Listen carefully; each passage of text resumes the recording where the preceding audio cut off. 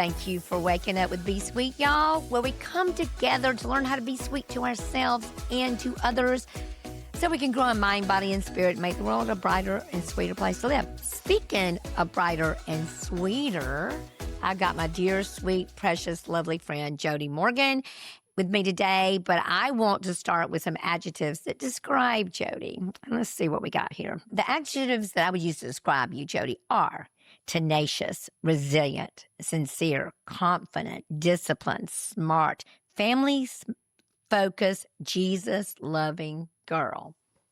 Did I leave anything out? I mean, no, you didn't say any bad adjectives, so thank you. Well, we're not. Hey, listen.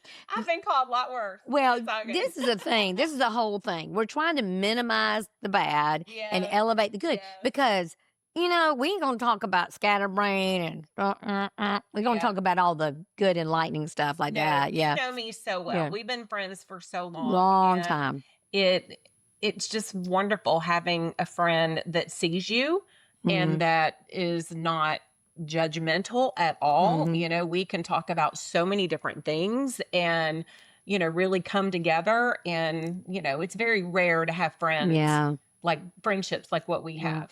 Well, and by the way, I'm just going to say this. You are literally like my number one fan.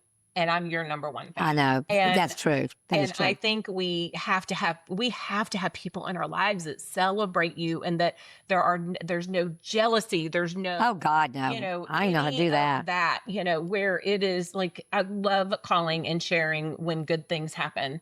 I get really excited about it. You get so I freak out. And you freak out. Exactly. I freak out. And you cry. You're like, I'm going to scream. And I'm like, I scream and I cry. And I'm the same way with you. Yeah. And so I mean, it's just it's sweet. Be sweet, y'all. Okay, that works. So what about, I want you to tell them who you are. You know, we know you're a wife and a proud mama and all these things and all these adjectives, but if you had to introduce yourself so they would know who you are in just a few moments, what would you say about you, Jody? If you never knew me, you'd be really surprised that the life that I have today is nowhere near the reflection of how I grew up. I am definitely an overcomer, and the reason is 100% God. He gets all the glory for every single thing. And if you're not a believer and you're not a Christian and you've never overcome and you're dealing with depression and you're dealing with all these things, I'm going to just say, just try Jesus. Just try him because you've absolutely got nothing to lose and everything to gain. And, you know, I was lukewarm I've been a Christian for a long time, but I was lukewarm for a long time, meaning that I would go to church here and there. I'd read my Bible here and there. I would pray here and there. And I left him. He never left me. And going through some really horrific things over the last decade plus, I say that to people who don't have Jesus, I'm like, one of these days you're going to be on the floor and the only thing you grasp for and grab, it's going to be God, because there's absolutely nothing that can fill that hole and fill, you know, all of that up. And when I found myself on the bathroom floor doing that, you know, God met me there and absolutely changed my life in ways that I at one point never thought I would have peace that this side of heaven. And I have that. Peace is, listen, at this age, my number one thing that I treasure in this world is peace. Absolutely. I won't give anything up for my peace. Exactly. I mean, I look at anything I give up for my peace is too expensive. It is. Even it costs $1. I mean, it's too expensive. I don't do it. One thing you said that I was thinking about when you were at the point, they have a saying in AA, like, whatever it takes to bring you to God, whatever it takes. That's what Hugh always said. He said that no matter how bad your life gets, if it brings you to God, then it was worth every hardship, every trial. Yeah. And that is what I've seen in you. And you've had a lot of struggle, especially the last few years, but I can barely contain it. And we're going to talk about it here today. Is you work for a company. How long have you been with Mel and Luca? 16 years. Wow. 16. I say it's the Wow. longest I've stuck with anything besides my husband and children. Yeah, I mean, my first marriage only lasted 16 years. Oh, Yeah. He should have done Melaleuca. Maybe he has staying maybe. power. No, but I'm glad he didn't because I He ended up. needed Jesus. Yeah, you need something. He need to be filled with something. Yeah. Well, that's a lot of stories right there. So you are with Melaleuca, and you've been doing it for 16 years. And I want to start here and ask you, because I'm going to get to it and tell them where you are in the company. I can barely contain myself because she's way up there, y'all. I mean, way up there. Do some freaking ridiculous hard work, dedication, perseverance, prayer, head down, plowing ahead. I love that in people. Can you tell? Yes. You tell? I love it in people too. I just freak out. So, but the thing is, you've got a really cool story. I don't know if you've told that on here before, but why did you get into Melaleuca? You have a very personal story of why it's so important to you. Yeah. And thank you for asking that question because, I don't sell anything. I sell hope, but I don't sell products.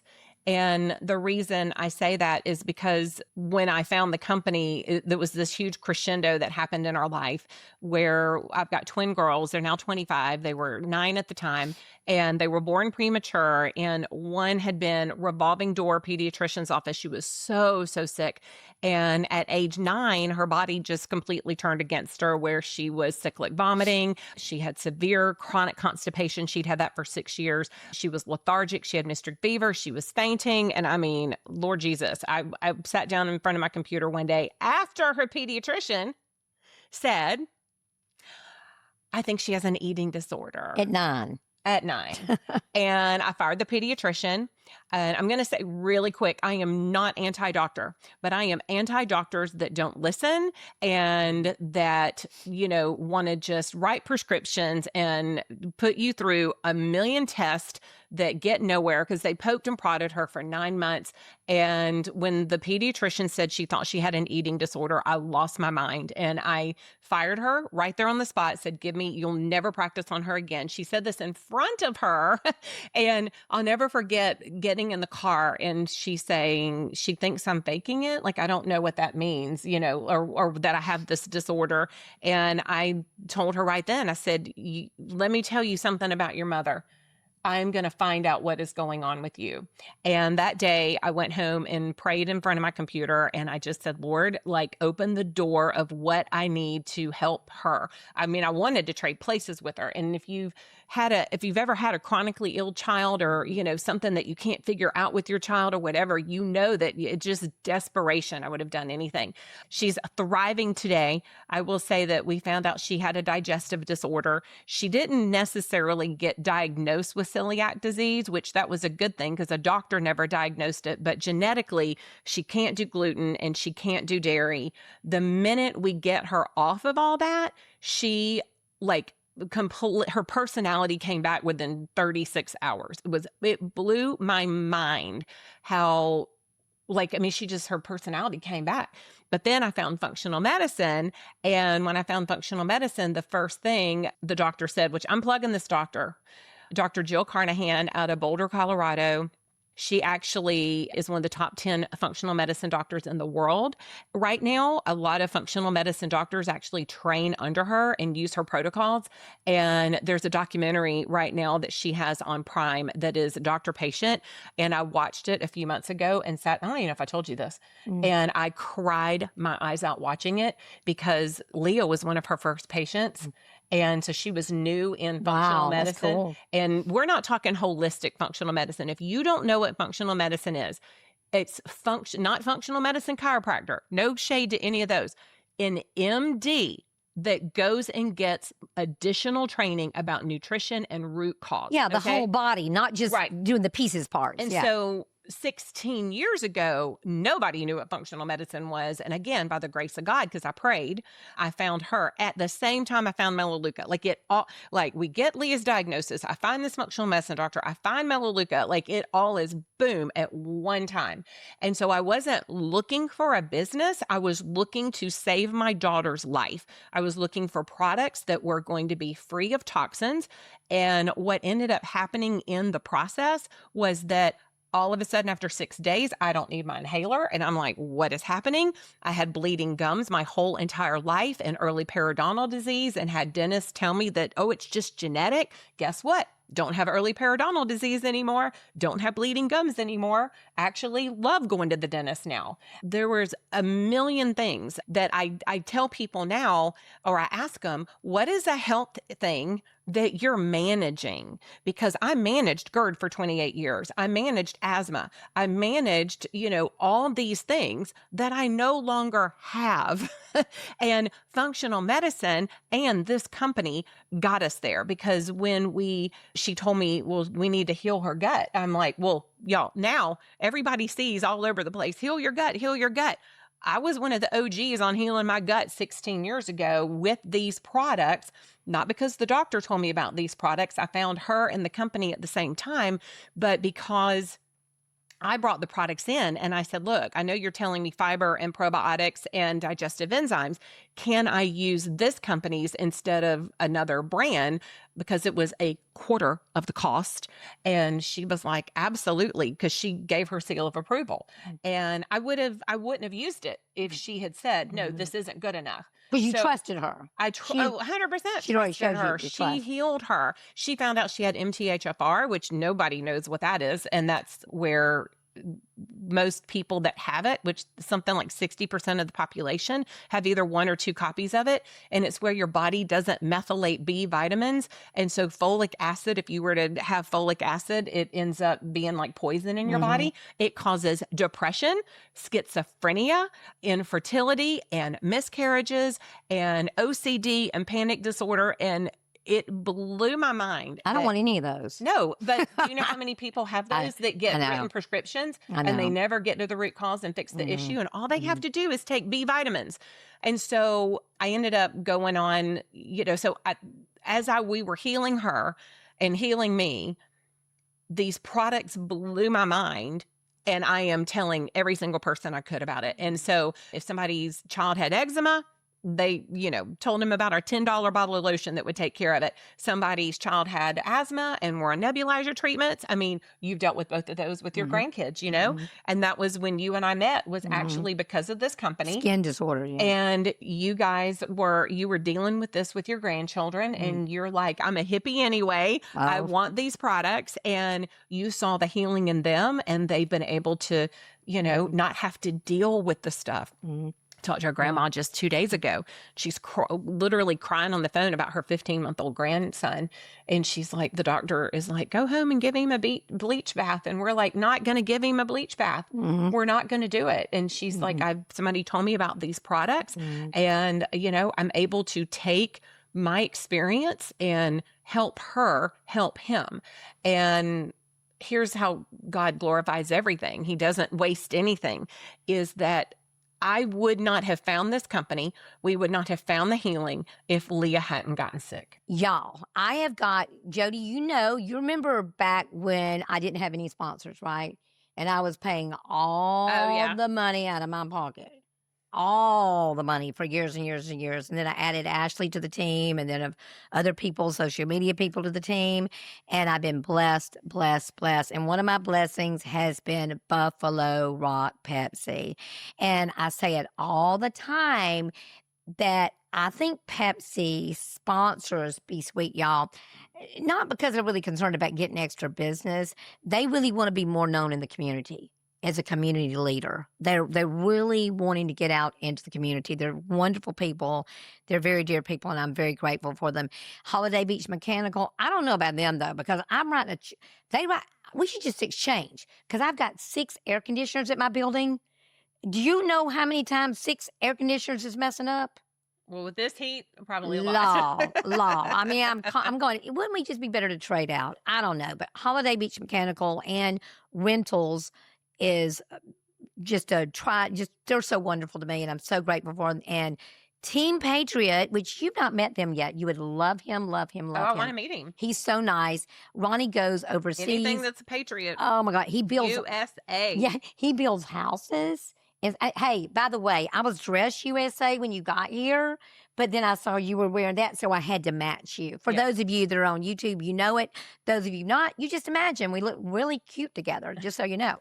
But so I'm so thankful for these people, and you'll hear more from other sponsors later on the game. But I tell you, I'm very, very, very grateful for my sweet friends at Gypsy Willow and Amora Boutique. I'm a boutique girl. I don't do big box stores. I grew up on boutiques. Yeah. So I love boutiques. You just feel so homey. I want a place where they know you. And so it's so cool. I love it. I've got to do this right now because I'm so excited. And then we'll back up a little bit. Y'all, okay, Jody, tell them, this is crazy. So Melaleuca, big company. In fact, isn't it the number 2? Yeah. Tell me what it is. And then I'm going to tell where you are in the company. This just happened. We get all kinds of awards and accolades and all this. And we have always said that it's America's best kept secret, but now we're being discovered. And just a few weeks ago, Forbes recognized us with going through millions and millions of companies as the number 2 best value brand, only behind Costco. So we beat Trader Joe's, Walmart, Sam's Club, every single Dollar General, Dollar Tree. If you think you can't afford to shop here, you're wrong, because I mean, that just blew. I mean, I know how much money I save. I've walked down the aisles at the stores and I'm blown away that people are paying the prices they're paying for toothpaste and deodorant and laundry detergent and all the things that are toxic and terrible. And I'm just blown away. But number 2, best value brands. And it's just incredible. Well, it's kind of interesting that your company is number 2.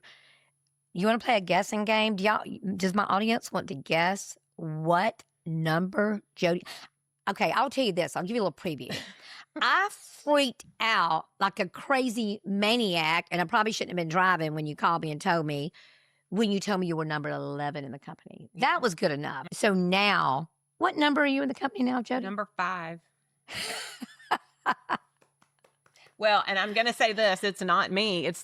Thank you, Ashley. It is a testament to my team. Oh, you can get it by yourself. Yeah, I know that. It's just, I've got the most amazing people that they all love Jesus and they love helping others. And they are just so committed to getting this in as many people's homes as possible. And, that's every single day. We're like, who are you going to help today? Who are you going to serve today? And it served us well. And glory to God, because that's the only thing I've done different in the last year and a half since my business has been on this rocket ship trajectory is, a lot of times we just want to do it ourselves. And that gets me in trouble every time. So thank you for recognizing me and shouting me out. But I've done nothing different in the year and a half that I was doing before in my business or work, and other than having God direct my steps every day instead of me directing my steps. And I had realized through Marshawn Evan Daniels, which one of the best books I've ever read in my whole entire life, 100 Days to Believing Bigger. I love that book. I need to read that again. Oh, yeah. I went through it 3 times last year. Love it. And then she's got even more in-depth journals, and now she's got a brand new planner, and I'm in that planner. And she said something that just absolutely got me to my core. And I quote her all the time. And there's nothing holy in hiding. Ooh, write that down, people. There's nothing holy in hiding. And so hiding is shrinking, playing small, not showing up, having that fear when you're called to do something, like when you're called to speak. And when you play small, you glorify the enemy and you let him win. And when you play big and you don't hide and you step into what God has for you and laid out for you, then he is going to bless it and reward it and multiply it and multiply it and multiply it. And that's what I've seen, because I will measure is the enemy shrinking me, or is God expanding me?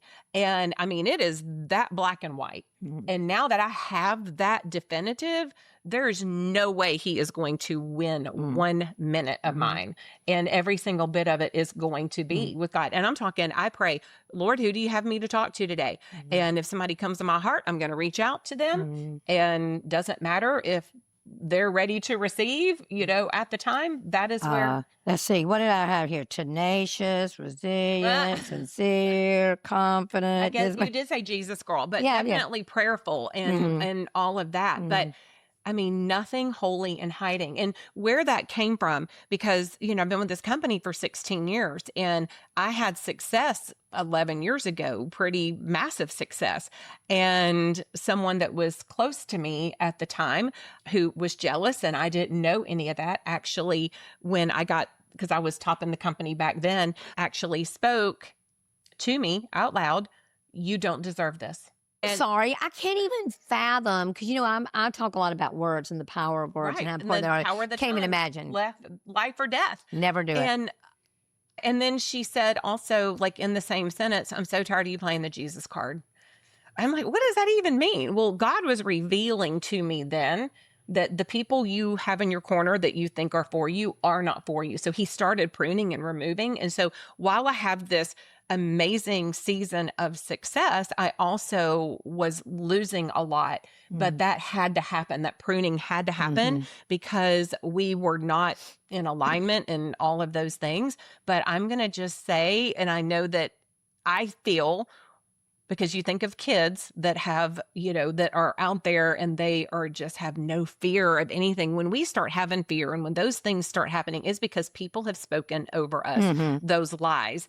And that's what ended up happening. I played small for the longest time and it was subconscious. It wasn't like, I'm going to play small now because I don't want to, I would still work and do things. But in the back of my mind, I'm like, I'm not a good leader. I don't deserve this. It's okay to be Didn't feel worthy. Like Jamie Kern, Lena's book, Worthy, she talks about it a lot. It says, you're never going to go past your level of worthiness. If you don't think you're worth it, you ain't getting it. But I never didn't think I wasn't worth it. So, but I mean, subconsciously even. Right. And I think that you have to look at what is, because I would say, I just know from me the shedding of all that. And I've read her book and everything else. I think you have to go deeper. And I actually had somebody say to me, he made it sound so easy, because I said, I know that I pull back and I can tell that I start shrinking and I can tell that I go in a cocoon, and I know this about me. And he said, just stop. I'm like, okay, easy for you to say. He goes, stop participating. You are participating in it. And I'm like, okay, well, the only thing I changed is I was like, Lord, take these thoughts away. I'm trying to take every thought captive, and I would actively have to do that, because you have to participate in your success. You have to participate in your healing. You have to you have to parent yourself. You have to lead yourself. You have to figure all that out yourself. That is the only reason I am thriving today. And that God has brought me all the success and the business and everything that it has. But let's say also, Jody, you've worked very, very hard. And this is the thing. I know, work hard, and I've worked hard too. And a lot of people that work hard, I don't look at that as just the only measure, because there's a lot of people that work really harder than me but haven't gotten there. Right. I've been very blessed by just the most amazing people in my life that just show up. It's just been amazing. So speaking of which, you spoke about one book you loved, and I pulled this out. I don't know. Have you ever read Shauna Nequist's book, President Over Perfect? Oh my gosh. This book I'm an overachiever, a people pleaser. I have been. I'm still recovering. I'm still maybe like depending on the day, maybe a B minus, sometimes a C plus, whatever. But this book really meant a lot to me. Can you think of anything that you liked out of this book that spoke to you? It's been a long time ago. When I read this book, I was already doing it. Well, obviously, I'm just saying. Obviously, I was not. There was a lot of stuff, because I was a very present parent, and I put my children before my own health and everything. I was so present. I wouldn't suggest putting your children over your health, because let's just go. But I mean, I did that for the longest time. I don't do that now. Yeah. I mean, it was good, but I feel like I had a lot of times books come out and I'd already worked on that kind of thing. Yeah. Well, this is the difference. What came out for you? Yeah. Well, for me, I was a single parent. It's very different as a single parent. When you are the only parent and you don't have child support and you don't have any help, Right. you think that you've got to be the mama Well, no, and you the daddy, do. You got to do all but that. you can't. Right. And I didn't have all that. You did. Well, and I do it's have to say impossible. this. My children are my greatest teachers, and my daughter, Leah, especially, she's the one that was so sick that's thriving today. And Lizzie's my business partner today, and she's So freaking cool. killing it too. But Leah, the biggest thing she taught me was to be present. And I mean, she was diagnosed like on the spectrum when she was 3 years old. And I know they measure it different now, but she was severe sensory. And then she ended up being, like minor sensory with all the therapies and stuff. But it was always on her time. And so you have absolutely no choice but to be present when you have a child that will just stop and go, oh, look at the butterfly and look at the stars and look at the sky. And I remember at times wanting to be in a hurry, and then I would just stop and go, you know what? I want to see the world through her eyes. And so I learned way sooner than most about being present, because of that, because I never wanted to make her wrong. I never wanted to, speed her up. I didn't want that to be her dialogue, where she, heard, hurry, hurry, hurry, or we got to go, or stop looking at that, or anything like that. Because again, words have power. And I knew that this was her personality. And I mean, oh my gosh, again, my greatest teacher. But I mean, and she still has that today. She's still today as an adult. Very inquisitive, very curious, and very recognizes sees just art in the world. Yeah, how beautiful this world is and all the different things. So, well, the difference too, and the reason why, for me, I had a lot of guilt around it too, because I never had the choice to be a stay-at-home mother. Now, I'm going to be very honest with you. There's nothing in me that would want to be a stay-at-home mother. yeah. So, I'm just not who I am. Yeah. I'm more career focused. I love my kids. I love my family. But I was raised by a mother who was very present, very loving, very kind. But she was a career person. But she was still a great mother. Right. So that was, and my grandmother was also that way. So I wasn't raised by two Betty homemakers. Yeah. We had a housekeeper. Right. I didn't learn how to make a bed or cook until I was probably way into my 20s. Yeah. So I'm not domestic like you. But you can have both. You can be a career woman Well, and be home, because with what you do, not with what I do, not with what I do. Yeah, you were able to, and that's another plus about Melaleuca. And this is, y'all, let me tell you, this is not an advertisement for Melaleuca. I promise I'm you. gonna write her a check in a minute. Yeah, but this just happens to be her life and what she's done and how she's been able to build the life she wants. And you know what's so interesting? I just heard this because I'm constantly listening to podcasts. I can't even tell you. I think I just heard it at one of our meetings, and I think it was the person who said it. I don't know her name, but she's I think the only female Thunderbird pilot. Oh, you tell me about her. That's and amazing. She was talking about like she was talking about imposter syndrome and like the three things that help her not have imposter syndrome. And you don't think that someone so driven and being a Thunderbird pilot would have imposter syndrome. But one of the things she said was to follow your purpose every single day, because passion wavers. So when someone says, oh, you're so passionate, I'm not passionate. I have a purpose, and my purpose, and I will never retire. I will me never, either. ever No, retire. girl, give it to me. Give it to me. Give it to me. And it's not because I don't love to travel and love free time. I get all that today. It's because I have a purpose. And as long as I have a breath in me, there are people that need what I have. They need it financially. They need it physically. They need it, mentally, all that. And they need Jesus. So it's my ministry, every single bit of it together. And I loved when I heard that like 2 months ago. I said, this is why I literally do not feel like I work, because it is purpose driven. And I know that's the same with you. Oh, yeah. Writing and podcasting and everything is so purpose driven that you just find so much joy in it. Total joy in it. And it comes very natural to me. But I will tell you something that's very along the lines. I love that don't be so concerned about your passion, be concerned about your purpose. And I love that because I feel that way about motivation, because motivation is just it waves, Yeah. it wanes, and you can't depend on motivation to do something. You determine you're all. going to do something, you just do it. People tell me all the time, "How are you motivated to go to the gym every day?" I go, "I'm not motivated. I made up my mind that I was going to do it. Yeah. I made a decision one time. Right. I don't make a decision daily. How are you motivated to brush your teeth? You don't Yeah. want your teeth to fall out. You got to do I it. mean, I don't know. I mean, you just, I think, you build the habits Yeah. in to support Mhm. it. Right. Yeah, I love it. All right, y'all. Okay, it's very obvious that we didn't get to hardly any of my notes, so Jody and I are going to have to make this part 1. But before we end part 1, Jody, you had a great idea. What was your idea, Jody? Okay. And what book well, do you have in your I hand? have one of my favorite new books. It is Joy is My Favorite Color by one of my favorite human beings, Karen Key Smith. And it is a book of prayers and affirmations. I'm calling it Prayerformations. Or you said somebody else came up with that. And I Angie love it. Thompson did, and Okay, I stole Angie, it. It's amazing. We stole it. I'm telling everybody it's Prayerformations. And I opened it up and I found one that I wanted to read. And I think it's going to be a fun thing to pick one for her next guest to read as well, because this is, and you can get it on Amazon.